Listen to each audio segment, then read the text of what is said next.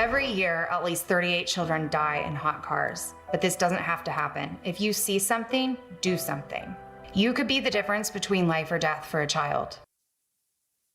Powerful message as the 4th of July travel rush really picks up. In the last 9 days alone, just the 9 days that have just gone by, 5 children have died in hot cars. Nearly 62 million people are going to be hitting the road over this week. I mean, it really is a huge week for travel, so it's important for parents and drivers to really follow all of the safety rules. And according to the advocacy group Kids and Car Safety, 38 children die each year from heat stroke after being left in a hot car. It's a number that the group says is too many, and I think all of us can agree with that. Let's bring in Kids and Car Safety Vice President Sue Auriemma. Sue, thank you so much for joining us. Obviously, a very heavy topic, but sometimes those are the topics that are most important to talk about. I'm a mom of 3 kids myself, so it's a parent's worst nightmare, and sometimes it does completely happen by just the worst mistake you can make. Yeah, yeah. It's unfortunately, we've lost 13 children already this year.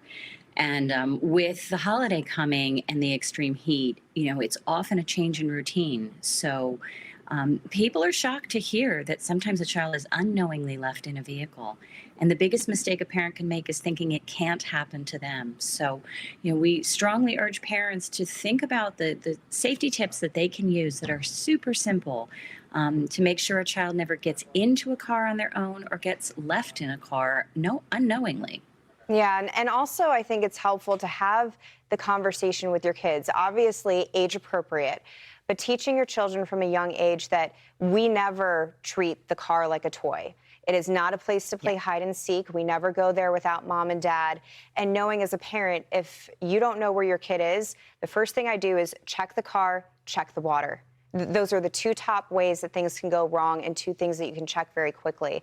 Working with your advocacy group, Sue, what do you think that we can do to lower the number? Obviously, we've talked about having conversations with your kids, trying to remember things with adults, but what do you think really needs to be done to make the number go down?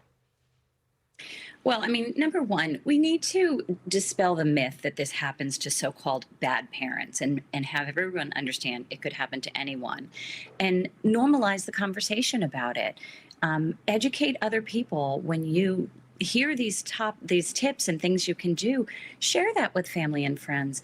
One of the biggest things that all parents and caregivers should do is leave something you need at your destination in the back seat on the floor so that you get in the habit of opening that back door every time you arrive. It could be your handbag or your work badge or your laptop.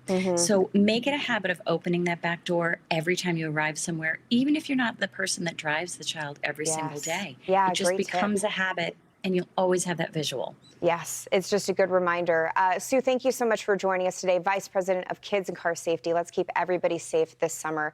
We appreciate the insight and your time. And sometimes it's best to have the hard conversations, right? We hope you have a good day. Yes, thank you.